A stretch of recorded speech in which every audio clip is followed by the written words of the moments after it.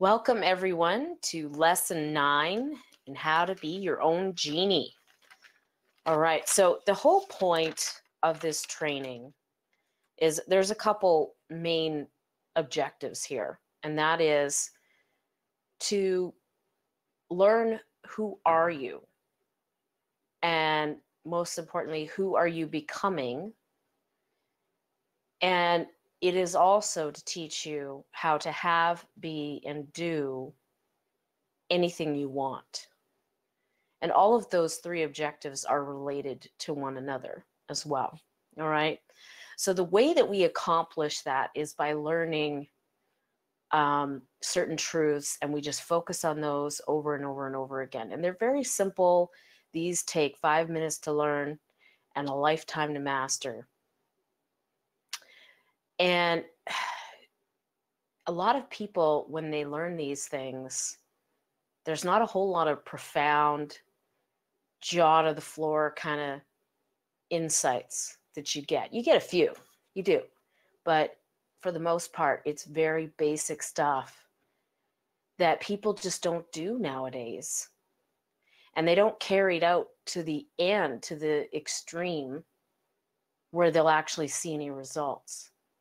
And that is the difference between being an average person, and there's nothing wrong with being average, but that's the difference between being an average, run-of-the-mill kind of a Joe and being ultra wealthy. It is literally just a couple minute details. And if you were to just carry out the basic truths that you have learned throughout your life and take them to the extreme and actually take them seriously, you would be wealthy. But most of us don't do that. And that's why a lot of people are just average. And again, there's nothing wrong with being average. But all of you are destined for greatness. I really believe that you are destined to do something great with your life. Decide what you want to do. Get a burning desire for its achievement, and then go for it. Because that's what this is for. It is to achieve greatness. And I'm going to say something that you might not agree with right now, and that's okay. But just listen, and I'm planting a seed here. You are already great. You already have everything that you need to succeed in life and to fulfill your destiny. I'm just here to kind of guide you along the way. That's all this is. All right, so can anyone tell me what one part of the system is? The system is just one part. Books. Okay, and can you give me a couple books that are deserving of your time? Think and Grow Rich. I just ordered. The Secret. The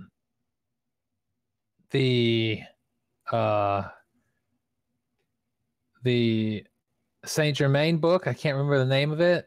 How to make friends and influence people, and how to be successful in sales. Awesome job. Okay.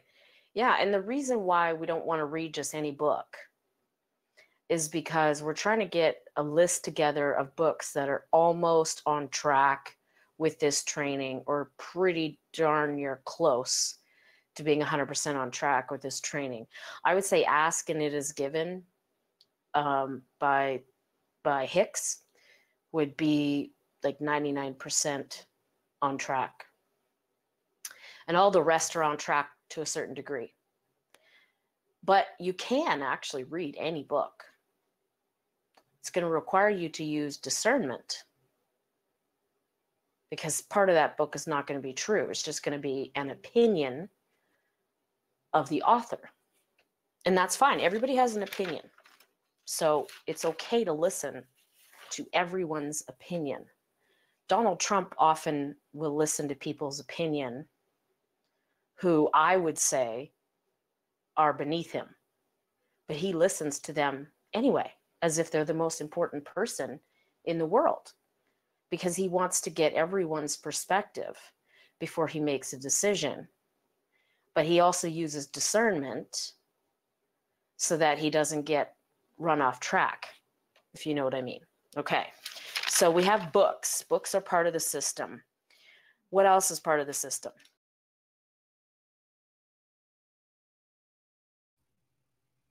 Audios. Audios, and nowadays we even have video. Back in the day when they had training, they would have a mentor training an apprentice, and often audios were literally like one-on-one training, and they had no recording devices whatsoever.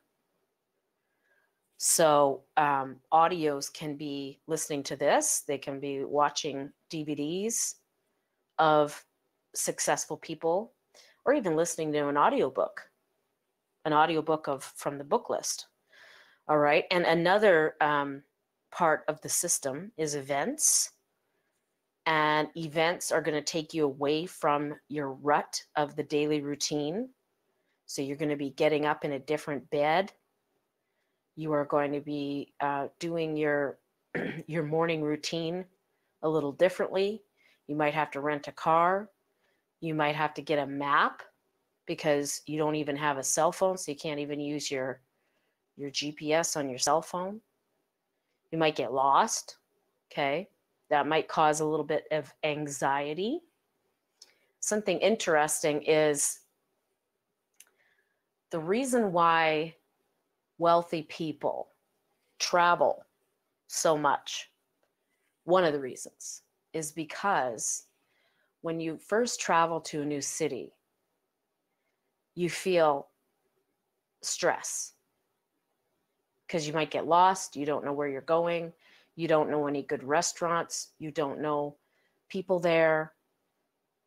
It's very stressful. But that creates a certain neural pathway where you become more fearless.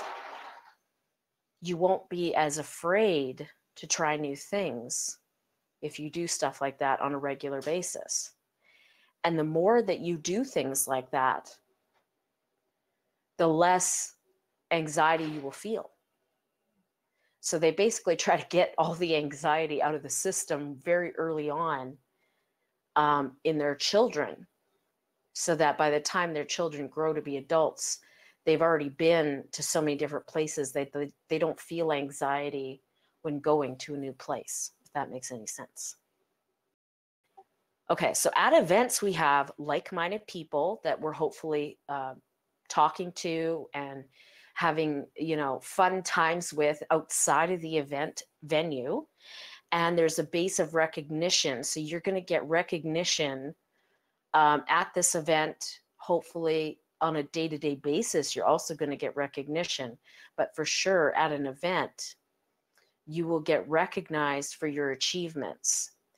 Now, giving recognition is just as important. It will actually be like a mirror, and the positive energy that you send out to others is going to act like a mirror and come back to you. And it's a very powerful feeling. Okay. Now, what is one basic? Your vision. Your vision? Yeah, your focus, what you're, looking to create. Yeah, that's a basic in what we're teaching, for sure. But in terms of like, if I was to ask you on a test, what are the 5 basics? Could you list one of them?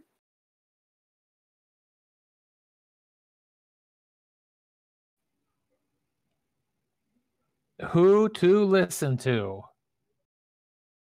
That's correct. And who do you listen to?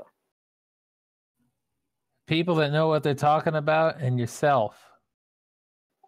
That's correct, because you're going to use discernment and you're going to listen to your gut feeling. Awesome. Okay.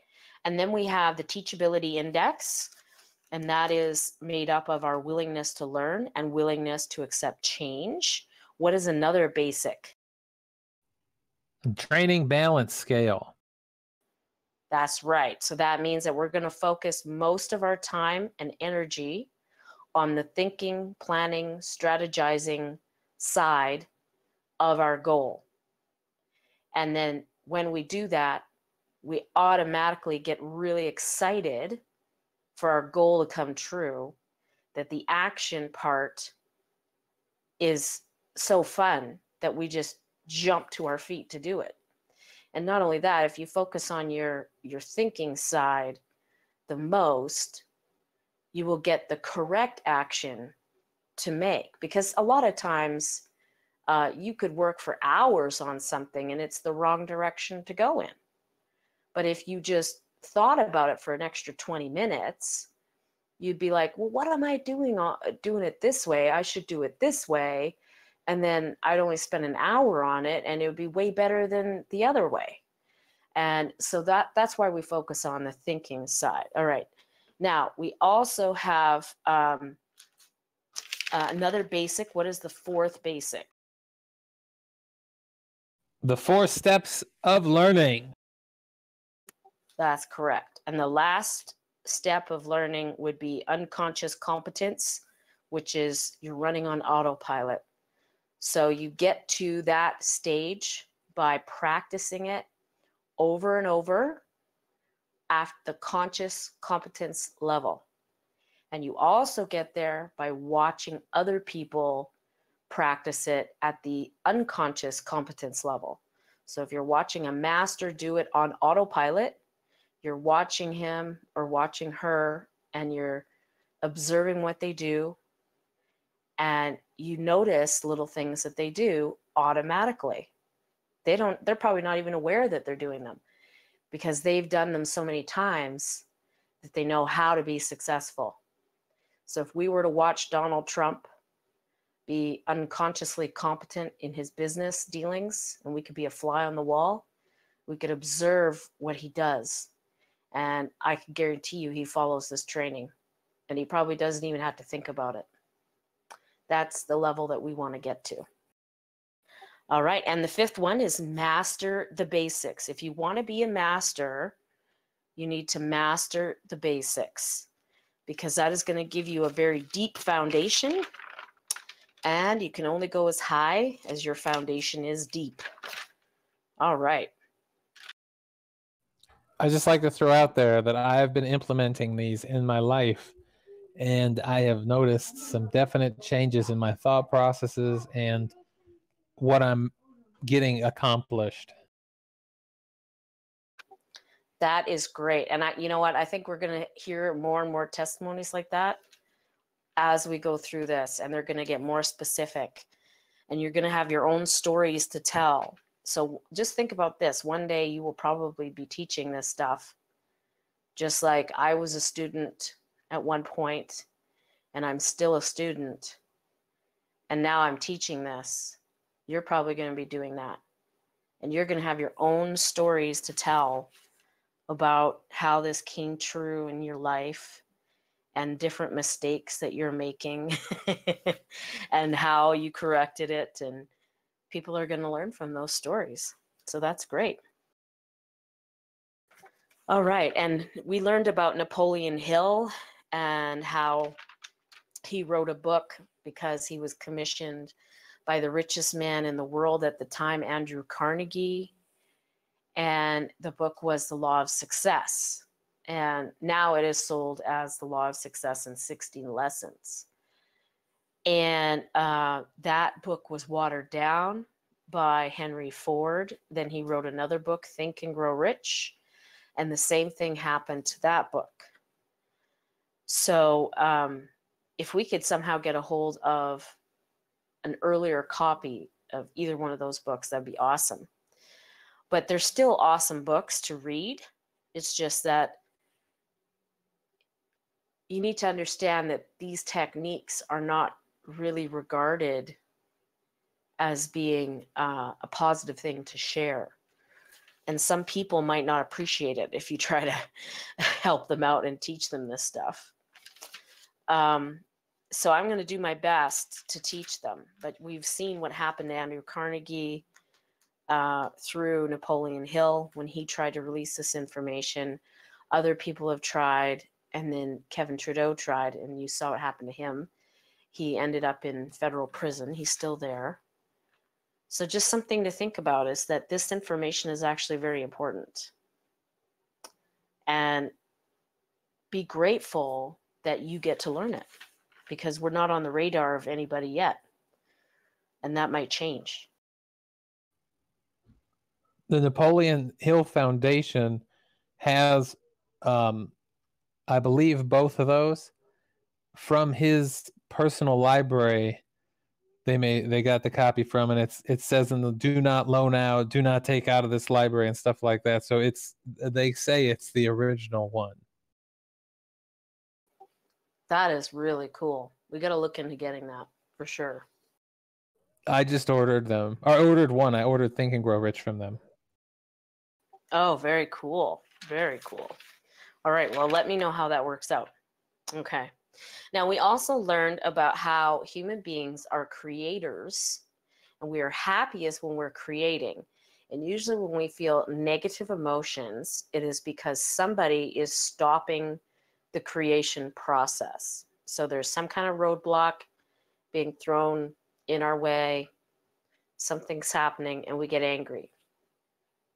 We also learned how human beings are competitive by nature, not in a bad way, but we like to play games. In fact, I'm going to throw out a seed here that playing games is more important than eating food and drinking water.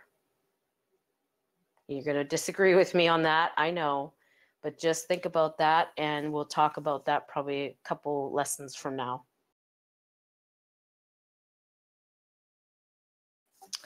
Now, we also learned about how the how is irrelevant. So it doesn't matter how your goal is going to come about. So don't even focus on the how. It doesn't matter. Assuming that everything is going to be done honestly, it doesn't matter how your goal happens. And if you look at what Truman did today, he wasn't even focusing on this house, and then all of a sudden it came into his radar. So that's how things work, is that you'll have your radar screen and you'll have things that you can see, little blips in your radar screen, and you can kind of manipulate those few things. But the thing is that there are things way outside of your radar screen that you are not aware of, and they're just going to all of a sudden come into it. And that's how your goal happens. So the Lord works in mysterious ways. And if you just focus on your radar screen, then you're not going to get the full picture of what's going to happen. And that's why we say don't focus on the how, because the how is just going to happen. There are things that are going to pop into existence in your life that you never would have thought would have happened. But when you're doing the training, you know that that will happen. So just expect that more and more. We have a saying, you go as far as you can see, and when you get there, you'll see further. And that is one of the ways that we do business, is you do what you can as far as you can see towards your goal. And then you don't worry about the rest, because it'll happen when it happens. Okay, I need to take just a quick 20-second break, and I'm going to be right back.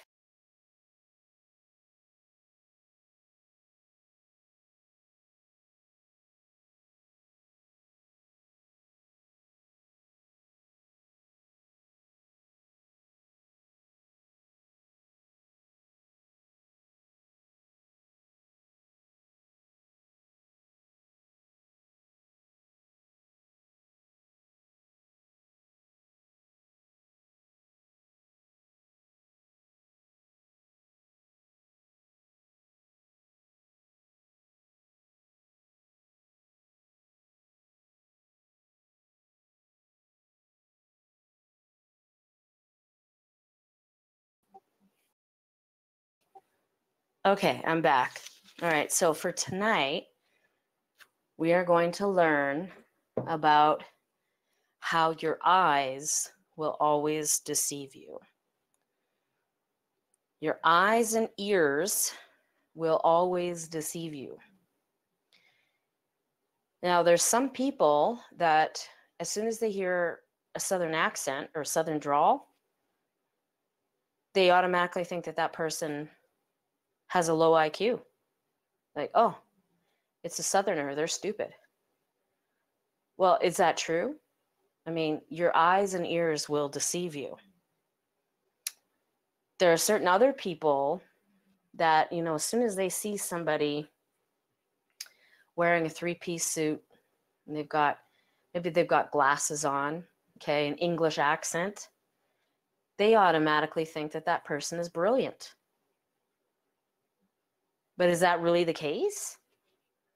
There's a story of Kevin Trudeau when he was in the memory business and he was touting mega memory.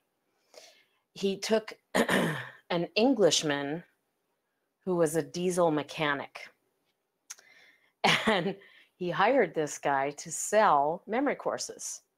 So what they had to do is they threw him in the shower like 2 or 3 times because he was so greasy and dirty that it took a few times to get rid of all the grease from under his fingernails. And then they had to teach him how to get dressed properly and tie a tie, which took forever.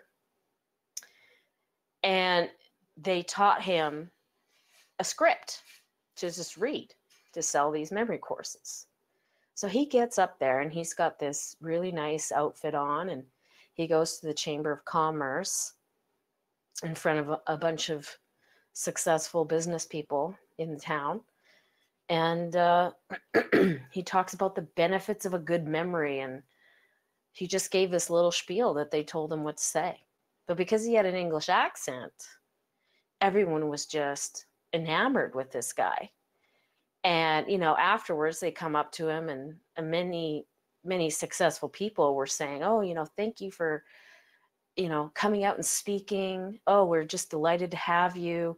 I mean, the guy was a mechanic, you know, but because he had this persona of being this Englishman, he was intelligent and bright.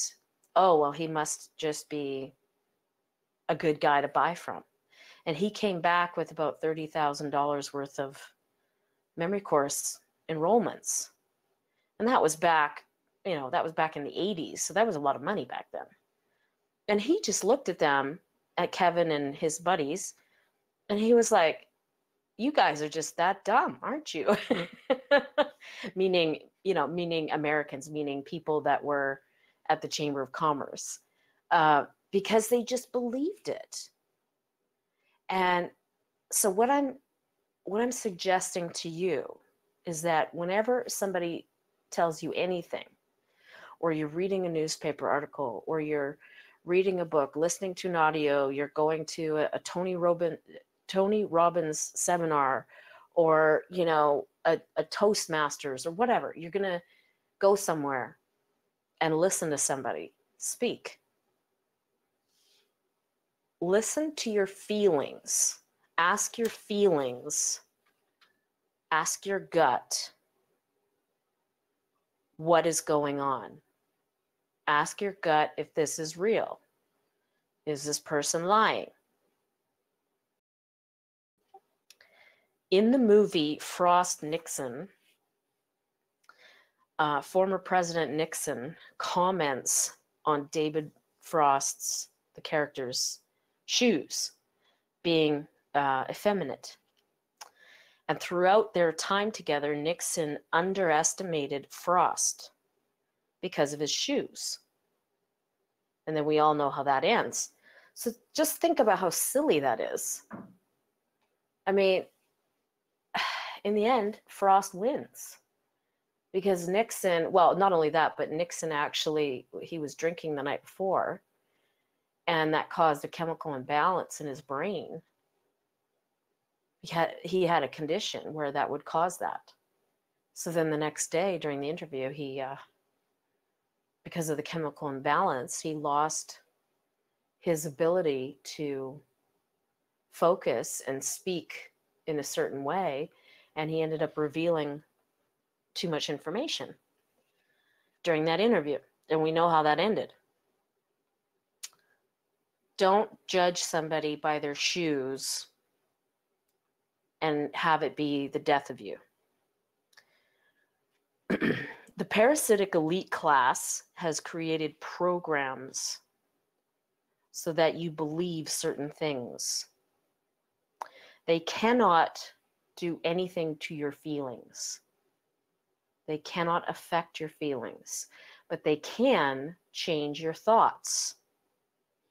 Now, I don't want to get too woo-woo here, too conspiratorial, but the fact is that certain programs have been created to make you think certain things. So if you see somebody with a bunch of tattoos, what do you think? If you see somebody with a bunch of, a nose ring or a bunch of weird rings throughout their face, or one of those earlobe enlargers, I don't know what to call them. You see one of those things in somebody's ear, what do you think? What if they have a face tattoo? Then what do you think?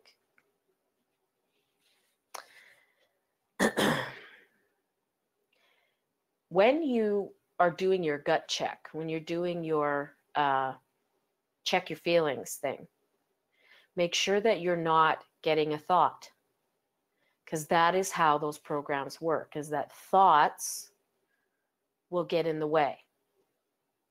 You think you're feeling something, but you're actually thinking something.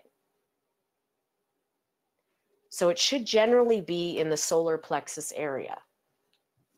If you know that solar plexus chakra, that's generally where it's going to be. So you always check your feelings. Now, some things that can derail this is, for example, if you have a prescription for certain medications, those medications can affect your feelings. I'm not a doctor, so I'm not going to tell you what medications to take or not to take. But what I am saying is that certain prescription medication, in fact, most of it is developed to an extent to derail your feelings. That's like if you're flying a plane and you don't have any gauges to tell you what's going on. Your emotions are your gauge. We've gone over that in other lessons. So if you don't know what your emotions are because you're taking prescription drugs, that could be a problem for sure. Okay. I'm not telling you to stop taking your medication, not at all, but I'm just saying that you might want to look into alternatives to that particular medication. Something else that can derail it is if you're triggered by past events. Maybe you were abused as a kid. So somebody says something that reminds you of that, even if you're not conscious of it, and you get triggered. We make fun of people. Conservatives a lot of times make fun of liberals for being triggered, okay? But liberals kind of take it too far and they get triggered over something that really is nothing. They shouldn't get triggered on certain things. But some things do trigger people, and abuse is one of them. If you were abused as a kid, that for sure is going to trigger you in certain situations if you haven't dealt with it.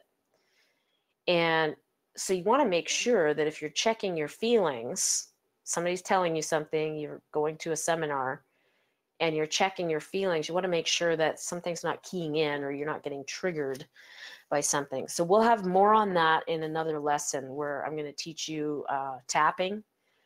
Otherwise, you can learn tapping.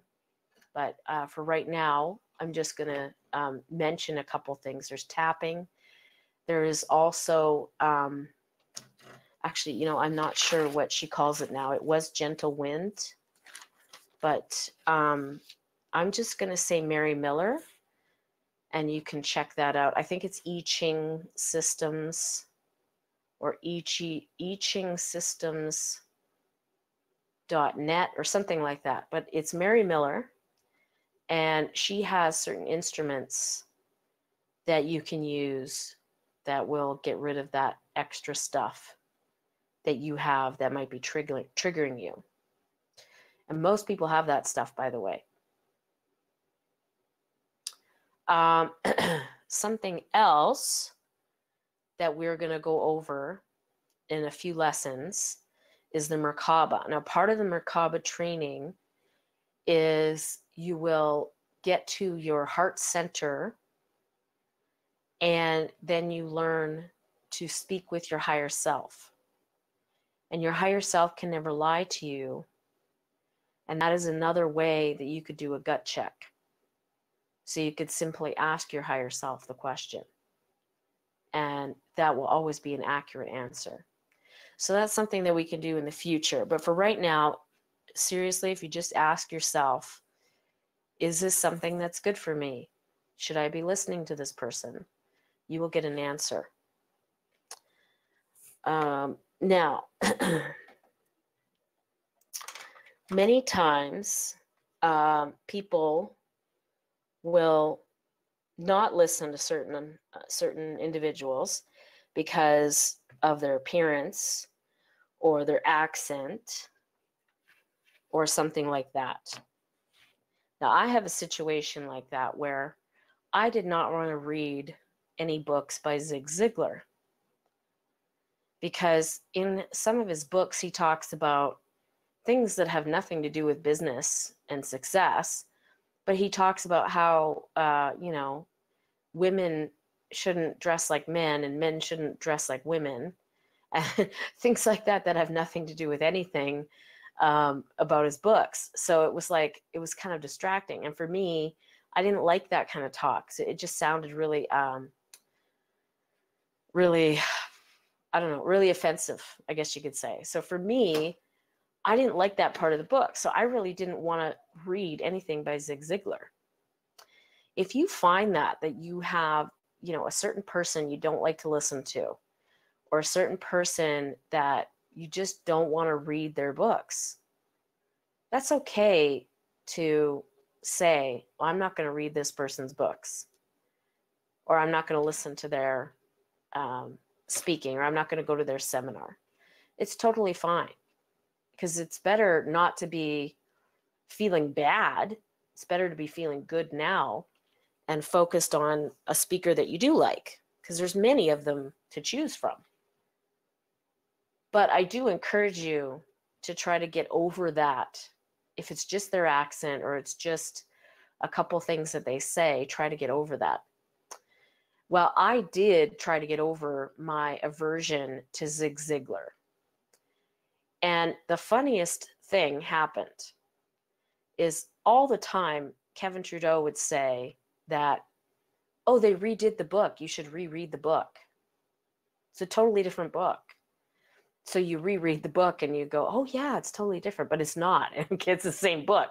It's just that you have changed as a person. So it seems like it's different. Okay, well, they really did change the book written by Zig Ziglar. They took out the parts that I found to be offensive. So somebody else must have thought that they were offensive, or I don't know what happened, but they took out those parts. So they really did change the book. So my aversion to Zig Ziglar is no more, because when I read those books, the new version, all of those parts are not in it. And I'm very grateful for that. So I think that's really funny that, Kevin keeps talking about how they changed the book and they really didn't change the book. Well, in Zig Ziglar's case, see you at the top, they did change the book.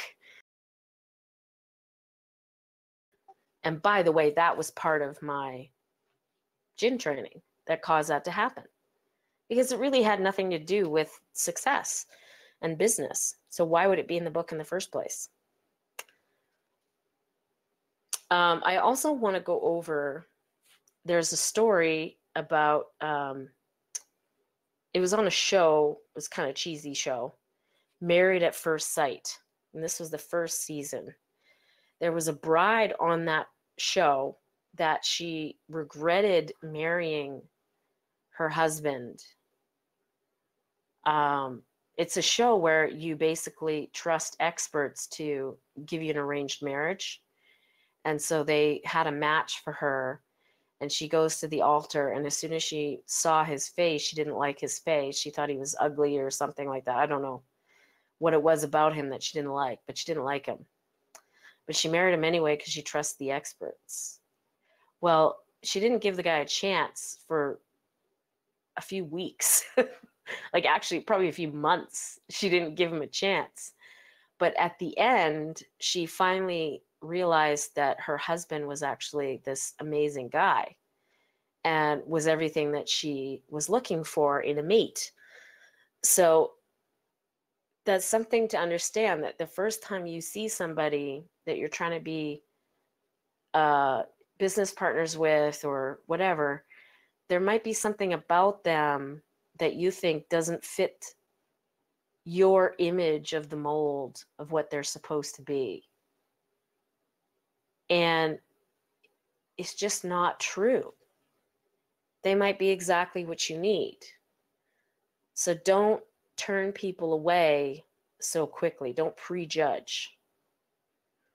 Don't judge a book by its cover is a very well-known saying. Now, you can use this to your advantage, because if you're going to a job interview or you're going to a business meeting, should you go dressed like a hobo?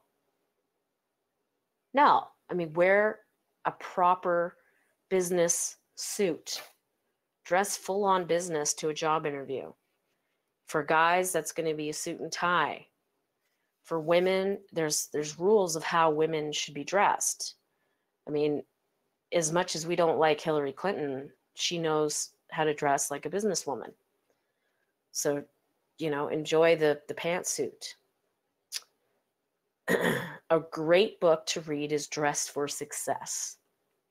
There's also Dress for Business Success. Those are great books to read. They're a little dated, but it's still, it's actually proper to dress the way that men have been dressing for many years in business. Proper manners are also very important. Proper manners are the secret handshake to the wealthy. Now, I mean, there are literal secret handshakes, like in the Freemasons, they have a secret handshake. But when you have proper manners and you know how to behave, especially in a formal setting, that tells the super wealthy that you are part of the club and that they can share business info with you and insights with you. Act properly. Dress well. A great book is Etiquette by Emily Post. I know it's gone through several editions. I think it's had at least 18 editions. I think I have 16, 17, and 18. But I don't know about 19. I haven't checked on it if it's come out with an 19th edition or not. I'm not sure. I have to look on that. But I've read the 18th edition. Learn dinner manners. Learn how to shake a hand. Shaking a hand is actually very pleasurable for both people when the webbing of your thumb touches the other person's webbing, okay? So the two thumb webbings will touch each other and the hands kind of lock into place. That is actually a center of your brain that gets manipulated for pleasure. Now, another way, there's a few ways that you can add on to a handshake. Some men will touch the elbow of the other person, that sort of thing. You can look at different handshakes, professional handshakes, to see, and you can actually Google how to shake a hand properly and learn how to do that. Now, something I didn't realize when I was first starting out was that women are not supposed to touch the other hand, or how do I explain it? you're shaking with your right hand. Okay, so women are not supposed to take their left hand and put it onto the man's hand that's shaking, the right hand. That's actually a no-no. And I didn't know that. And I was very enthusiastic, and I was happy to meet Ed Foreman. Now, Ed Foreman was a congressman in 2 different states, New Mexico and Texas, I believe. And he was, wonderfully vibrant, and I met him, and I was so excited. He has more money than God. So the guy's done amazingly well, and he was speaking, and I got to meet him, and I was very enthusiastic, and I touched my left hand over his right hand while he was shaking my hand, and he kind of looked up at me because that was a faux pas, and I didn't realize it until much later. And when I realized it, I was so embarrassed, but I mean, at that point, the moment had passed, so it really didn't matter. But that is not supposed to be something that women do, but a man may do that to a woman to show dominance. Just so you know. So it's something to do, to study handshakes and how to properly shake a person's hand. It may not be as simple as you might think. Now, another thing about manners is if you're doing something like you're texting while you're walking and you bump into somebody, you don't say, "Oh, sorry." You say, "Excuse me." If you mean excuse me, then that's what you say. You don't say sorry. We usually just say sorry if a person has lost a loved one and we're expressing condolence, or we say sorry if we've genuinely caused harm. But if you just bump into somebody, you don't say sorry. It shows that you're not in the club when you do things like that. And speaking of texting, try not to be on your phone all the time, especially in a formal setting. That's not appropriate. You should put your phone on vibrate or off. If you're in a business meeting, it should be off, so it's not even vibrating. If your wife's pregnant and she's expected to go into labor at any moment, well, okay, there's exceptions to those rules, but you can say in advance, "Hey, by the way, I'm expecting this call, so if I do get the call, I'm going to have to go at a moment's notice. So I apologize in advance. That's what the situation is." That's what I did the other day when I had banana bread in the oven. I warned you guys in advance that that was what's going to happen. So when it did happen, nobody was like, "Oh, what's she doing?" You guys knew. You knew in advance. There was a group of people. I'm not going to say the company name, but you could probably look this up. They lost a huge contract with this company because there was a business dinner. So they all went to dinner. And at the dinner, certain people from the company ate off of each other's plate during dinner. And that's a huge no-no in a formal setting. A business dinner should not be like that. Okay, if you're on a family outing, somebody's birthday, okay, sure, whatever. Also, you check the food first before you season it. So you don't put salt and pepper or, sauce like HP sauce or A1 sauce or something on your steak until you've tried it. Just take a little bite and you try it, and then you can add your salt and pepper. Don't just slap on the salt like it's, snowing in December, okay? Talk to the person that you're with. Have conversations with people during a business dinner.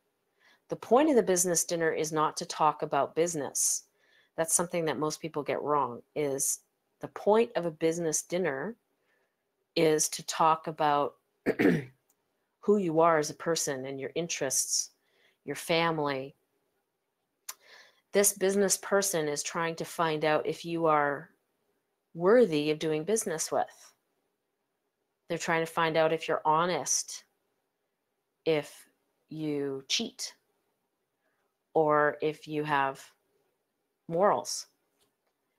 Trying to find out who you are as a person, what your wishes are, your goals, what makes you tick.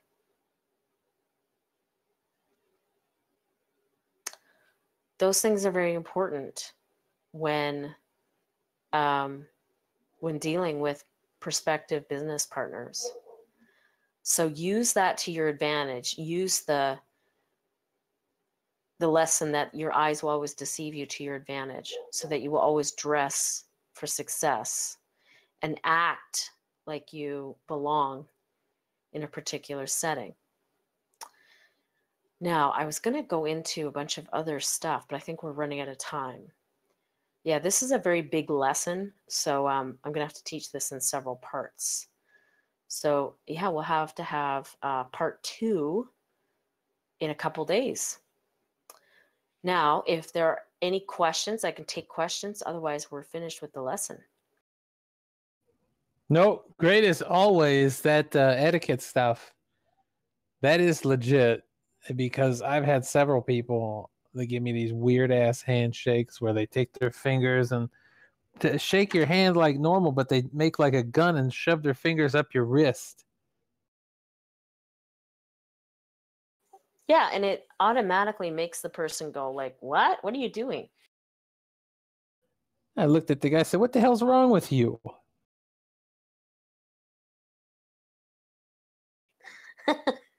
You really did that to his face?